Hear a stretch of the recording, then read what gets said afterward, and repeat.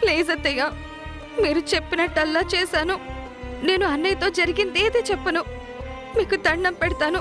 ఒక్కసారి అన్నయ్యని కలవాలి. మళ్ళీ అవకాశం వస్తుందో లేదో. ప్లీజ్ అత్తయ్య.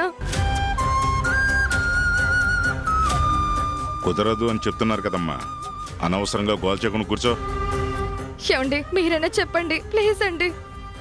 నాన్న ఒకసారి ఆపు. పాపం అమూల్య ఏదో వాళ్ళ అన్నయ్యతో మాట్లాడతానంటుంది కదా, మాట్లాడొస్తుందిలే. ఏయ్, నీకేమైనా మతిపోయిందా ఏంటి? ఇప్పుడు ఇది గనక వెళ్ళి ఆ రామ్తో మాట్లాడితే ఇంకేమైనా ఉందా? అమ్మా, ఏం మాట్లాడుతుంది? ఏంటమూల్య, మీ అన్నతో ఏం మాట్లాడుతావు? ఇదంతా చేయించింది శశినే, ఫోటోలు తీసింది కూడా శశినే. నాకే పాపము తెలీదు, నన్ను బెదిరించి ఇదంతా చేయించారని చెప్తావా? వెళ్ళు, వెళ్ళి చెప్పు. రే, ఏం చేస్తున్నావు నువ్వు? డాడీ, మనం కూడా ఒక ఛాన్స్ ఇవ్వాలి కదా.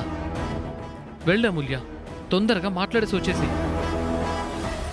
ఆగు. నీ అన్నయ్యతో మాట్లాడే ముందు ఒక్కసారి శశి నీకిచ్చిన వార్నింగ్ బాగా గుర్తు చేసుకో. ఇప్పుడు నువ్వు నోరు జారి ఏం మాట్లాడినా అది మీ అమ్మ ప్రాణాల మీదకి వస్తుంది. ఆ విషయం గుర్తుంచుకొని ఏం మాట్లాడతావో మాట్లాడేసిరా. అది కాదురా, ఒకవేళ టెన్షన్లో మొత్తం చెప్పేస్తే ప్రాబ్లం అవుతుందేమోరా. అమ్మా, అలా చెప్పే మనిషి అయితే ఆ రోజు ఇంటికి వెళ్ళి సీత గురించి అబద్ధం చెప్పదు. తనకు శశి గురించి మన గురించి బాగా తెలుసు. ఏదైనా తేడా వస్తే వాళ్ళమ్మ ప్రాణాలు పోతాయన్న విషయం కూడా తనకి బాగా తెలుసు. అందుకే ఇక్కడేం జరిగినా సరే పొరపాటున కూడా నోరు విప్పదు. ఆ ధైర్యం నాకుంది. వెళ్ళు. అలాగేనండి.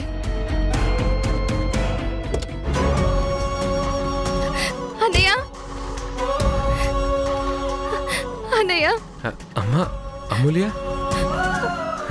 అన్నయ్య, నువ్వు వదిన ఎలా ఉన్నారు? అసలు ఎక్కడున్నారన్నయ్య? ఎక్కడున్నా క్షేమంగానే ఉంటానులేమ్మా, నువ్వేం టెన్షన్ పడకు.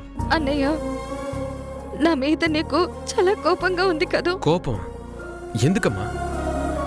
నీ మీద నాకెందుకు కోపం ఉంటుంది?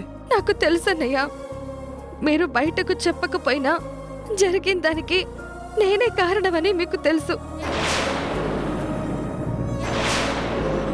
ఇదంతా నా వల్లే జరిగింది.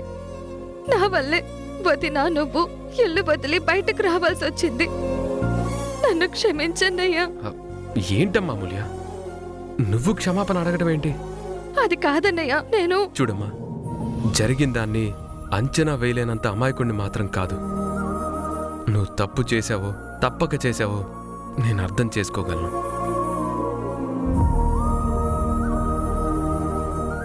నువ్వు నా చేతిలో పెరిగిన నా చెల్లివమ్మా. నీకు మాట నేర్పింది నేను, నీకు నడక నేర్పింది నేను, నీకు నడత అలవాటు చేసింది నేను. నా చెల్లి ఏ క్షణంలో ఎలా మాట్లాడుతుందో ఆ మాత్రం తెలుసుకోలేనా? అన్నయ్య, చూడమ్మా, నిన్ను అనుమానిస్తే నన్ను నేను అనుమానించుకున్నట్టే అవుతుంది. ఏం జరిగినా నిన్ను మాత్రం నేను తప్పు పట్టనమ్మా. అన్నయ్య, నీకెలా చెప్పుకోవాలో నాకు అర్థం కావడం లేదు. నువ్వేమీ చెప్పొద్దమ్మా. నీ చుట్టూ ఉన్న పరిస్థితులేంటో నాకు తెలీదు, కానీ నువ్వు పరిస్థితుల ప్రభావంతోనే అలా మాట్లాడావన్న విషయం నేను అర్థం చేసుకున్నాను. నేనే కాదు, మీ వదిన కూడా నిన్ను బాగా అర్థం చేసుకుంది. నువ్విక్కడ ఎక్కువసేపు నాతో మాట్లాడడం మంచిది కాదు. మీ వాళ్ళు ఎదురు చూస్తున్నారు, వెళ్ళమ్మా. మీరెక్కడున్నా బాగుండాలని మనస్ఫూర్తిగా కోరుకుంటాను. ఇంతకు మించి నీ చెల్లిగా నేనేమీ మాట్లాడలేను. వస్తానన్నయ్య. వదిన జాగ్రత్త. వెళ్ళొస్తాను. సరే అమ్మా.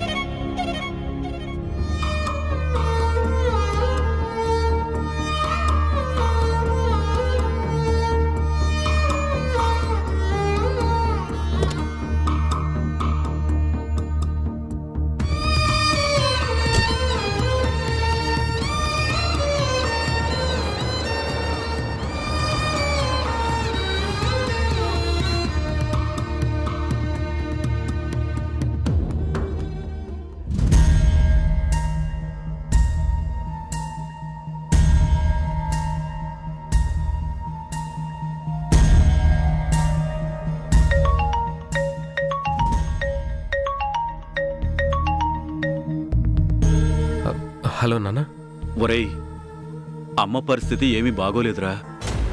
ఏమైందన్నా? తను స్పృహలో లేదురా. డాక్టర్ వచ్చి డిప్రెషన్లోకి వెళ్ళిపోయిందంటున్నారా. ఆ డిప్రెషన్ ఎందువల్ల వచ్చిందో నీకు బాగా తెలుసురా. మీ అమ్మకు నువ్వంటే ప్రాణంరా. ఒరేయ్, ఒక్కసారి వచ్చి మీ అమ్మకు కనిపించి వెళ్ళరా. నీ మాట వింటే తను కోలుకుంటుందిరా. ఒక్కసారి రారా. తప్పకుండా వస్తాను నాన్న. ఇదిగో ఇప్పుడే బయలుదేరుతున్నాను. అలాగేరా.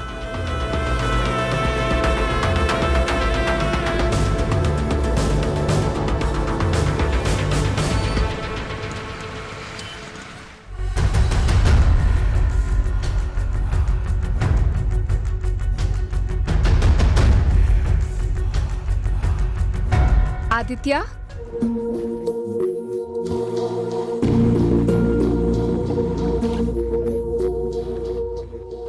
ఏమైంది ఆదిత్య? ఎందుకులా ఉన్నావు? రామన్నయ్య వదిన ఇంట్లో నుంచి బయటకు వచ్చేశారు శైలు. నిజమా? ఎందుకు? ఉందిగా ఆ దెయ్యం శశి, అంతా ఆవిడ వల్లే. మా కుటుంబాన్ని ముక్కలు చేసేంత వరకు ఆవిడ కళ్ళ మంటలు చల్లారు.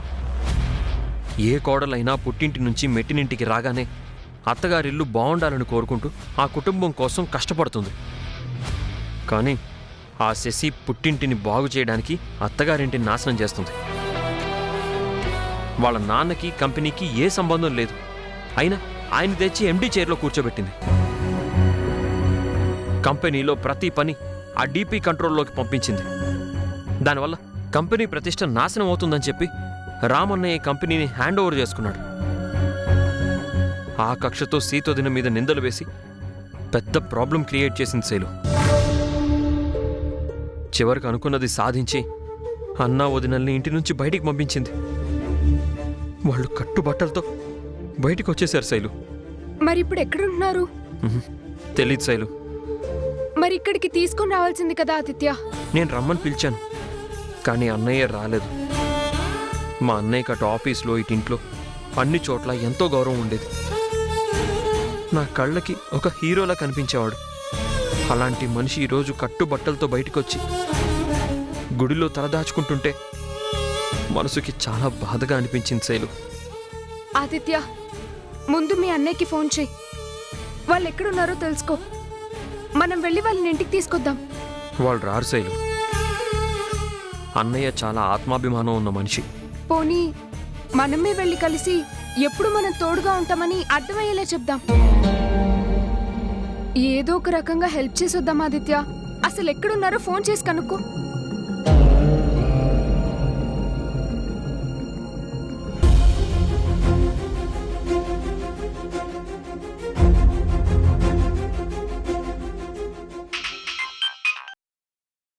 హలో ఆదిత్య. వదిన, ఎక్కడున్నారు వదిన? మీ అన్నయ్య ఇక్కడొక ఇల్లు అద్దెకి తీసుకున్నారు. వెంటనే లొకేషన్ పంపించొదిన. అన్నయ్య ఉన్నాడా? ఆహా, లేరు, బయటికెళ్లారు ఆదిత్య. సరే వదిన, నేనే అక్కడికి వస్తాను. ముందు లొకేషన్ పంపించు. అలాగే.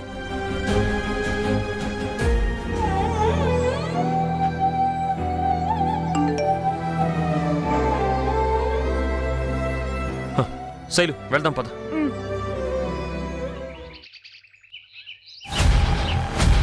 బాలు, నువ్వు నేను ఎంత వద్దని చెప్పినా వినకుండా మీ డాడీ ఫోన్ చేశారు. ఇప్పుడు ఆ రామ్ ఖచ్చితంగా ఇంటికొస్తాడు.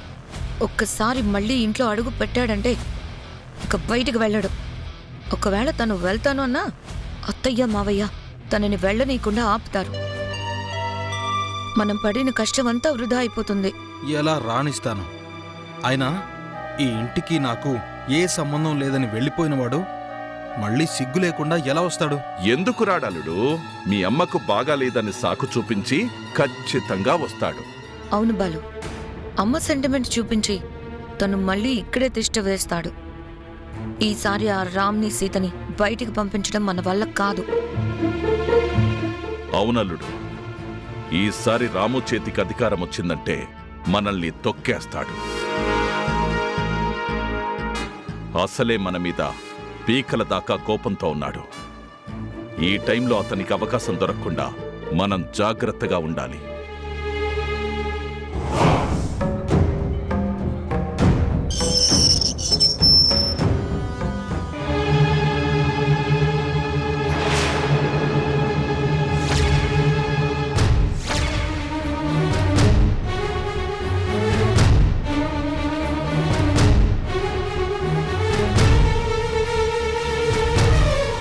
ఆగో, ఎక్కడికొస్తున్నావు? నీకు ఈ ఇంటికి ఏ సంబంధం లేదు. మర్యాదగా వచ్చిందారనే పో. నేను అమ్మని చూడ్డానికి వచ్చాను. అమ్మకు ఒంట్లో బాగోలేదని నాన్నగారు ఫోన్ చేశారు. నేను తనను చూసి వెళ్తాను. ఏయ్, కుదరదని చెప్పా కదా. నీకు ఈ ఇంటికి ఎటువంటి రిలేషన్ లేదని మీ అమ్మే చెప్పింది. ఇప్పుడు వాళ్ళ అమ్మని చూడాలన్న తాపత్రయంతో నువ్విక్కడికి రావడానికి వీల్లేదు. ముందు బయటికెళ్ళో. ఆ మాట చెప్పడానికి మీరెవరు? అసలు నాపే హక్కు నీకెక్కడది? ఆయన మా మామగారు, ఈ ఇంటికి కావలసిన మనిషి. ఆయనకి ఈ ఇంట్లో అన్ని హక్కులు ఉన్నాయి. ఆయన్ని నిలదీసే అధికారం నీకు లేదు. ఆయన కాదు, నేనే చెప్తున్నాను. ముందు బయటికెళ్ళు. అరే బాలు, ఒక్కసారి అమ్మని చూసి వెళ్తాను. అమ్మ పరిస్థితి బాగోలేదని నాన్న చెప్తుంటే నా మనసు ఆగలేదురా. ఒక్కసారి అమ్మని పలకరించి వెళ్తాను. ఎవర్రా నీకు అమ్మా? ఆవిడ నాకు మాత్రమే అమ్మా, నీకు కాదు. రాణిగారికి కన్న కొడుకుని. మా అమ్మని చూసుకోవాల్సింది నేను, నువ్వు కాదురా. బయటికెళ్ళు. బాలు ప్లీజ్ రా, అమ్మని చూసి వెంటనే వెళ్ళిపోతాను రా. ఇక్కడ ఉండమన్నా నేను ఉండను. నువ్వుండు, కానీ నువ్వు వెళ్తాను అంటే అత్తయ్య గారు వెళ్ళనివ్వరు కదా. అదే నీ ధైర్యం.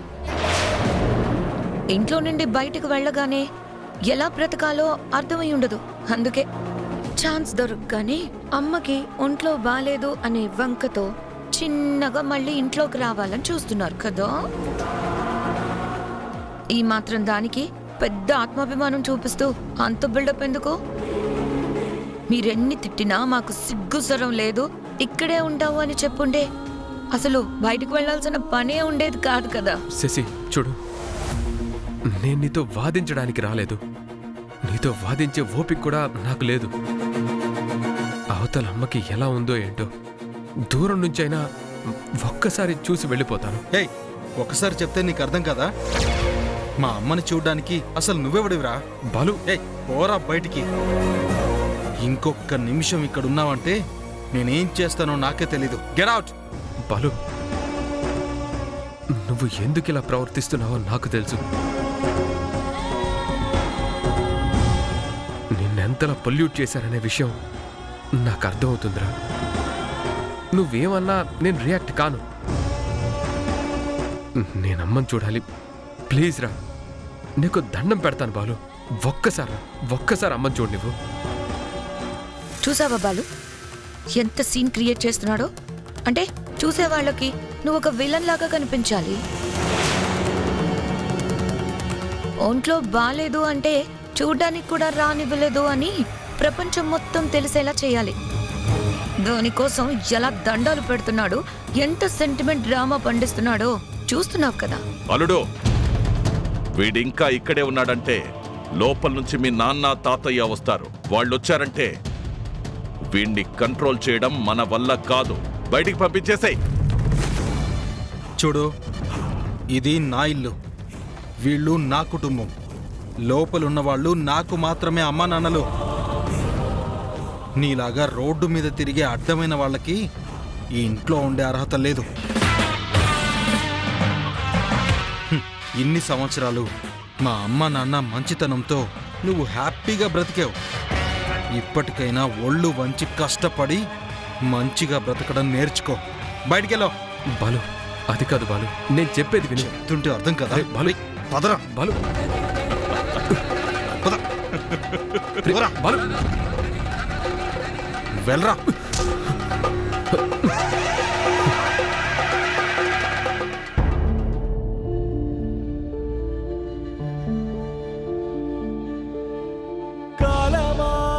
కాలమాయి మట్టి గొంతు వినవే, త్యాగమాయి సత్యమింక కనవే. ఆ మనసులో కొరత లేదు, కనులలో కలత లేదు. పసి నవ్వుల వయసు శిఖరం తన మనసు. కాలమా కాలమా కాలమా. రామ్,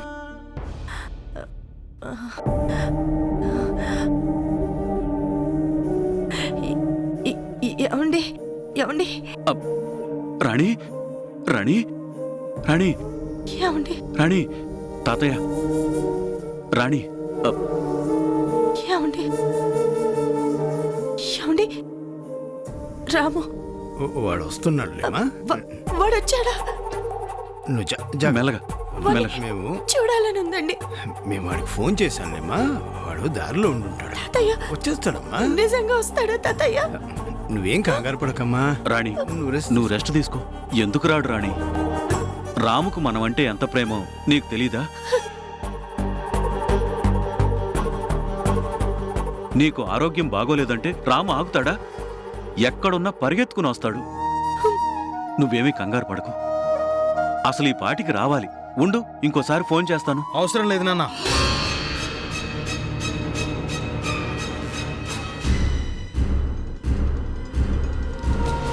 రామ్ రాడు. ఎందుకు రాడు? తనకు ఏం అవసరం తాతయ్య?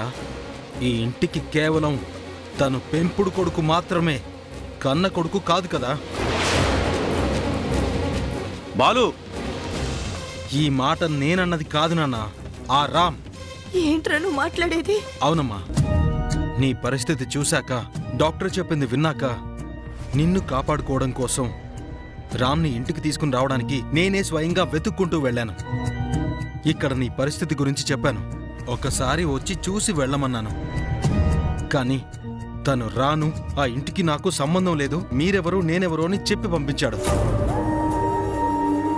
అలా ఎలా అంటాడ్రా? ఇందాక నేను ఫోన్ చేసినప్పుడు వస్తున్నానని చెప్పాడు. మీకు అలా చెప్పాడు, కానీ నాతో ఇలాగే మాట్లాడాడు. ఏ నన్ను నా భార్యని అవమానించినప్పుడు తెలీదా? ఇప్పుడు ఏ మొహం పెట్టుకుని నన్ను ఇంటికి రమ్మంటారో? నాకు నా భార్యకి విలువలేని చోట నాకు ఉండాల్సిన అవసరం లేదు, మీ మొహాలు చూడాల్సిన అవసరం అంతకన్నా లేదు అంటూ బయటికి నెట్టేశాడు. లేదురా, నువ్వు చెప్పేది నాకు నమ్మబుద్ధి కావడం లేదురా. రాము ఎన్నటికీ అలాంటి పని చేయడురా. అంతే తాతయ్య, మీ రక్తం పంచుకుని పుట్టిన వాడి మాటలు మీరు నమ్మరు. ఎవడో దారిన పోయేవాడిని తెచ్చి ఈ ఇంటికి వారసుడని నెత్తిన పెట్టుకుని చూసుకున్నారు. ఇప్పుడు వాడే మీ మొహాలు చూడనని అంటున్నా, ఇంకా వాడే రావాలని చెప్పేసి అంటున్నారు. అది కాదురా, నేను వాడితో స్వయంగా మాట్లాడానురా. మీ అమ్మ ఉన్న పరిస్థితికి వాడు ఫోన్లోనే కన్నీళ్లు పెట్టుకున్నంత పని చేశాడురా. అదంతా నాటకం మావయ్య. మీ అందరి దగ్గర మంచి పేరు సంపాదించుకోవడానికి అత్తయ్య అంటే అభిమానం అన్నట్టు నటించాడు.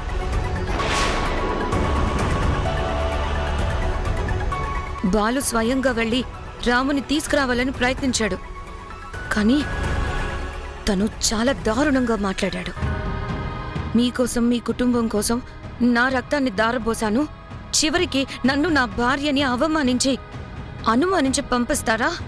అసలు మీకు నాకు ఏ సంబంధం లేదు. అసలు ఆవిడ నాకు అమ్మే కాదు, మీ చావు మీరు చావండి అని తిట్టి పంపించాడు తాతయ్య. అమ్మా, జరిగిందేంటో నీకే బాగా తెలుసు. ఏ సాక్ష్యం లేకుండా నువ్వేదీ మాట్లాడలేదు. ఆ ఫోటోలు చూసిన తర్వాత కూడా తను తప్పు ఒప్పుకోలేదు. ఎందుకు చేశావన్న ఒక్క మాటకి నిన్ను ఎన్ని మాటలందో నువ్వు మర్చిపోయావమ్మా? రామైనా జరిగిన దానికి తన భార్యని 4 తిట్టాల్సింది పోయి తనని వెనకేసుకొచ్చి నీకు నాకు ఏ సంబంధం లేదు అని చెప్పేసి భార్యని తీసుకుని వెళ్ళిపోయాడు. అలాంటి మనిషి గురించి మనం ఎదురు చూడడంలో అసలు అర్థమే లేదమ్మా. అత్తయ్య, నిజంగా రామ్ మీ రక్తం పంచుకున్న బిడ్డ అయితే మీరు ఎన్ని తిట్టినా పడతాడు గాని అలా వెళ్ళిపోతాడా? ఒక్కసారి ఆలోచించండి. తనకి బంధాలకి, అనుబంధాలకి విలువ తెలుసుంటే ఇలాంటి పరిస్థితుల్లో ఇంటికి రావడానికి ఒకరు పిలవాలా?